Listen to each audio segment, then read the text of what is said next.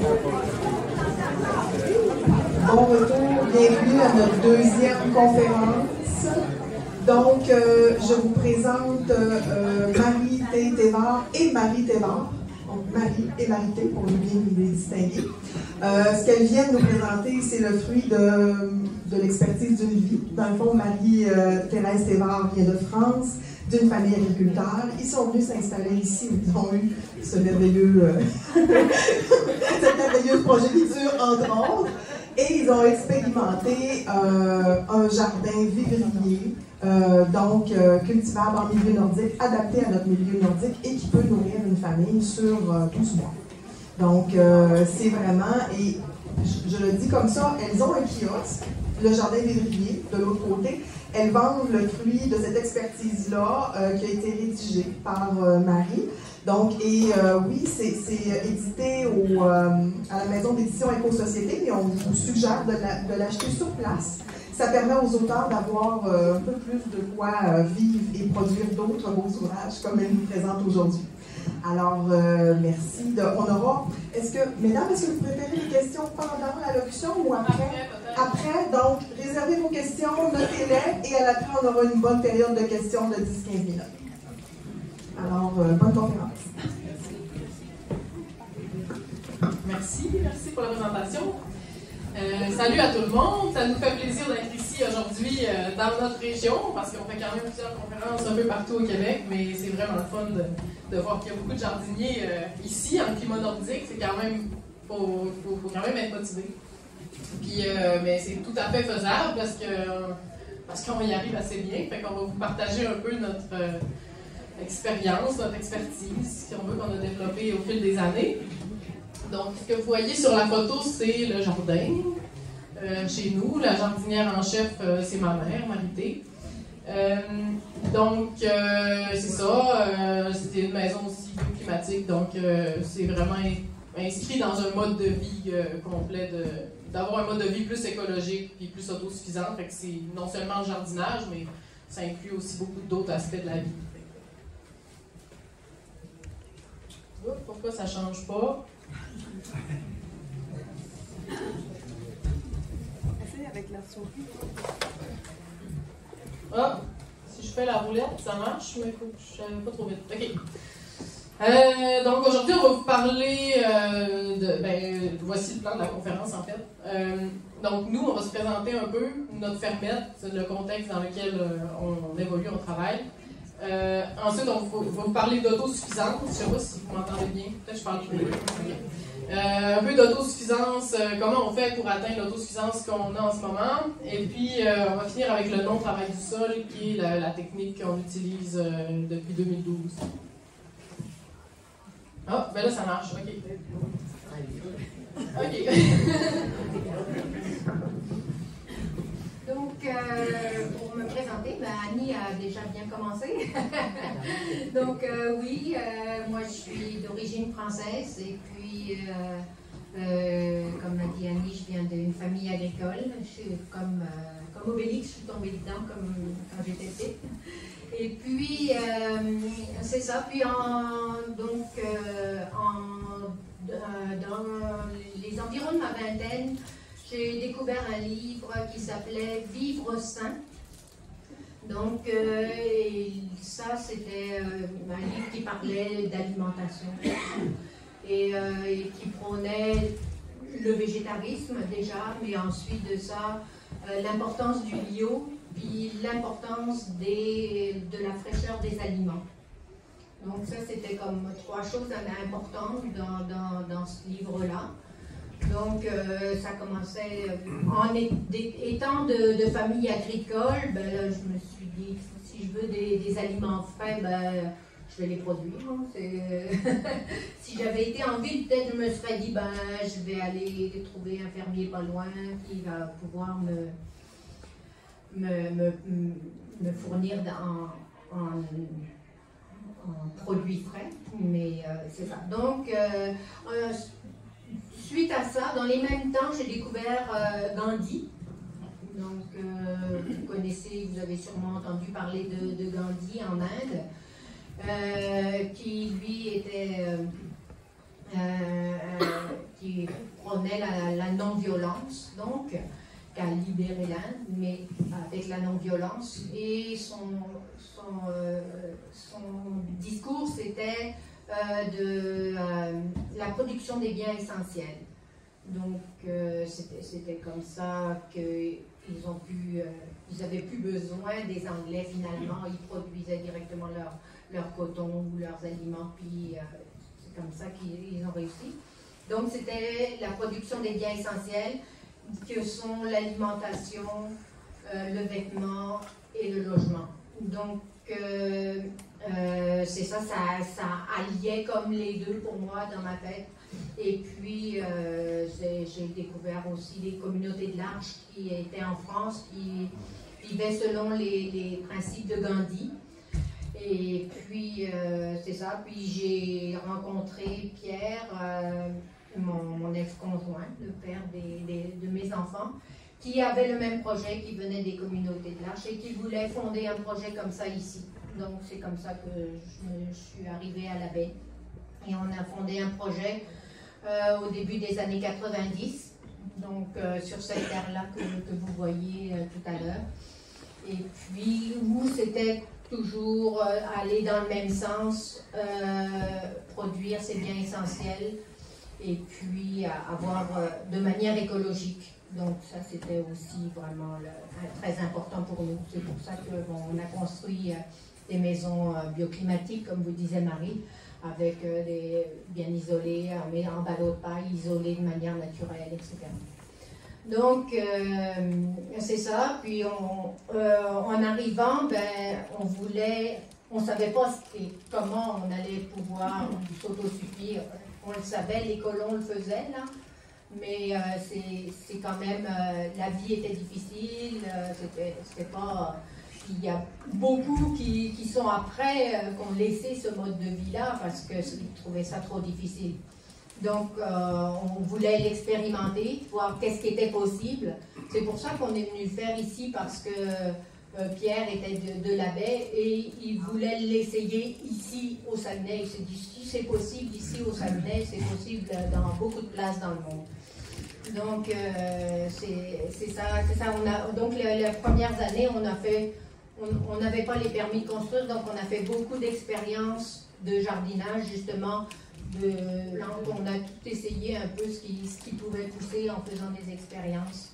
En faisant aussi des expériences, on avait commencé ça, de non-travail du sol, avec, peut-être vous avez déjà entendu parler de Fukuoka, le japonais qui a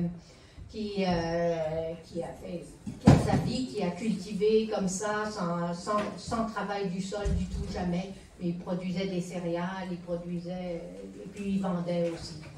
Donc on a essayé ça, mais bon, on n'a pas continué là-dedans, on a repris la bourre. Et puis en 2012, là, suite à une blessure, là, moi, je voulais éliminer le pétrole du jardin, donc je faisais tout à la main. Et suite à une blessure, j'ai décidé de revenir au non-travail du sol. Et c'est ça, depuis 2012 maintenant, le jardin est sans travail de sol. On n'a pas bêché ou labouré le jardin. Voilà, c'est ça pour moi. Puis ça a l'air que je faisais aussi un peu partie du projet, en tout cas. Je suis arrivée là à peu près dans l'histoire, à l'achat de la terre au début des années 90. Puis donc je suis aussi un peu née dedans parce que je suis née dans ce projet-là. On faisait aussi l'école à la maison avec mes frères et sœurs. Puis j'ai toujours aimé le jardin parce que même enfant, on avait toujours chacun une petite parcelle de jardin, puis il fallait s'en occuper. Puis moi, j'ai jamais trouvé ça désagréable, même au contraire. Puis c'est plus à l'adolescence que j'ai compris que ça m'intéressait plus sérieusement. Puis là, en tout cas, j'ai quand même me suis promenée un peu, mais après j'ai été étudier en génie agro-environnemental à l'Université Laval. C'est comme l'ingénierie agricole. Puis j'aimais beaucoup les sciences, puis j'étais très sensible à l'environnement, donc c'est comme génie agro-environnemental, c'était comme pas mal mes trois intérêts. Puis finalement, je me suis rendu compte en cours de route que j'avais pas tout à fait la même définition de l'environnement que le monde de l'industrie agricole. Mais je suis quand même très contente d'avoir vu un peu c'est quoi cet univers-là. Mais en finissant l'école, je me sentais pas vraiment de travailler dans la voie qui m'était offerte de concevoir des étables laitières automatisées de 120 vaches ou des poulaillers de 40 000 poules, concevoir la ventilation pour que ça ressemble à l'extérieur. Fait que je ne voyais pas mettre mon énergie là-dedans. Puis en même temps, avec le recul de l'école, puis ben, en fait, après l'école, je suis partie un peu en voyage, j'ai visité des fermes aussi beaucoup, surtout en France. Puis avec le recul que je prenais, ben là, je commençais à voir, tu sais, j'avais visité plusieurs fermes quand même, plus ce que j'avais appris à l'école, puis je voyais que dans le fond, le jardin chez nous, c'était vraiment productif, là, tu sais, il y avait vraiment quelque chose d'intéressant. Puis il y avait un niveau de plus aussi là-dedans que je me disais, vu qu'on essayait déjà de se passer du pétrole depuis plusieurs années, mais je me disais, là-dedans, je voyais un mode de vie qui m'apportait comme une lumière, si on veut, dans la conjoncture en ce moment du changement climatique, puis toutes les crises qu'on peut nommer, les pénuries d'énergie fossile, etc. Puis là, j'étais là, oui, mais ça fonctionne, c'est productif, ça aide l'environnement. Nous, on fait partie de l'environnement, ça pollue pas, puis en plus, ben, on améliore la fertilité du sol, fait que ça aide l'écosystème aussi parce qu'il y a encore plus de vie dans le terrain qu'on habite finalement. Puis, fait que là, en tout cas, c'est là que j'ai eu l'idée d'écrire le livre, puis de me dire, au départ, je le faisais pour moi en me disant, ben, tu sais, ça fait plusieurs années que je n'étais pas chez nous, puis je me disais, s'il arrive quelque chose à ma mère, puis qu'il faut que je reprenne le jardin, ou si moi un jour j'ai besoin de jardiner, puis je ne serais pas capable de reprendre le jardin, d'avoir toutes les connaissances. Fait. J'avais comme besoin que ça soit écrit quelque part, puis finalement, Éco-Société, on s'est comme écrit quasiment en même temps parce qu'ils cherchaient un livre exactement dans ce sujet-là du non-travail du sol, parce que ça commence à se parler quand même de plus en plus. Ça a donné que l'ouvrage qu'on voit aujourd'hui qui est publié.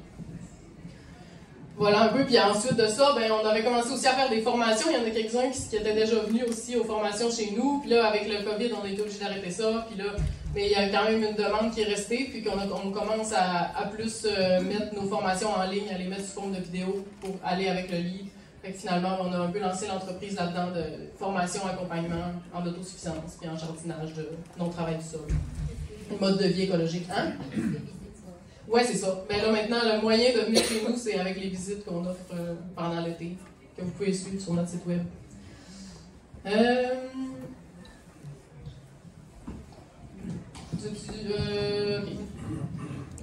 Fait que donc, ça, c'est là où on est, à la baie, vraiment à la limite de Saint-Félix, là, sur le bord du fjord.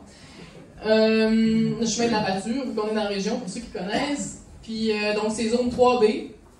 Ils disent qu'ils vont refaire les zones cette année, donc ça se peut qu'on tombe en 4A. Il y a plusieurs places au Canada qui vont prendre une demi-zone, mais on est encore en 3B pour l'instant. On est quand même tempéré par la masse d'eau du fjord, là, donc il y a quand même une petite différence avec... dans notre petite vallée, on est dans un microclimat, puis si on monte un peu, ça tombe en 3A assez vite. Mais on a un terrain de 4000 m², c'est 40 000 pieds carrés, donc c'est pas une terre agricole, c'est vraiment un terrain résidentiel assez petit, là, il est quand même grand, c'est pas un petit terrain de banlieue, mais c'est pas une terre agricole, fait que c'est pour dire qu'il y a quand même moyen sur des petites surfaces. Le jardin là-dessus fait 1400 m², à peu près la moitié du terrain, même pas. Et l'autre, il y a tout le reste, une grande partie du terrain qui est en verger, poulailler, parce qu'on met ici, on met le pâturage des poules au pied des arbres fruitiers. C'est un bon mix en permaculture qui est très connu. Là. Ça aide, les deux s'entraident. Donc, c'est ça. Ça, c'est la partie potager, avec une petite partie ici. Ici, c'est le verger avec l'enclos des poules, puis ici, c'est verger où que les poules vont pas, puis on peut faucher l'herbe au pied des arbres pour se faire du paillis. On va reparler des paillis tantôt. Puis c'est ça, dans le fond, on crée un petit écosystème avec des points d'eau, puis tout, c'est ça, un aménagement pour que l'écosystème... On travaille avec l'écosystème, puis l'écosystème travaille avec nous. C'est ça. Ouais, puis dans le fond, quand on a écrit le livre, aujourd'hui, je parle plus de 70% parce qu'on augmente toujours année après année. Mais quand on a écrit le livre, j'ai calculé 60% d'autosuffisance du point de vue financier. Parce qu'on a compilé les factures d'alimentation sur un an. Puis j'ai comparé ça au panier d'épicerie moyen d'une famille canadienne. Puis j'ai ramené ça par personne, parce que nous, c'est quand même 5 adultes. On notait combien de personnes on était à chaque repas. Puis on était en moyenne 5 adultes par repas, donc puis par adulte, j'arrivais à 40% de la facture d'épicerie. Donc ça donne 60, maintenant peut-être 70% d'autosuffisance du point de vue financier et non du point de vue calorique, parce qu'on va en reparler, c'est ça. C'est plus loin, on va en reparler. Oui, c'est ça. C'est ça, parce que du point de vue, dans le fond, on produit 100% de nos fruits et légumes, puis une bonne partie des protéines, vu qu'on est végétarien, en majorité végétarien. Puis, dans le fond, ce qu'on ne produit pas encore, c'est les céréales, puis les huiles, mettons la farine, puis toutes les huiles, les grains pour les animaux, tout ça. Parce que ça prend de la surface, ça prend des champs. Puis ça prend d'autres savoir-faire aussi. Mais c'est ça qui est calorique, c'est ça qui amène beaucoup de calories. Donc le bilan calorique il serait différent que le bilan financier. C'est juste un petit mot là-dessus. Mais le bilan financier est quand même très intéressant à savoir.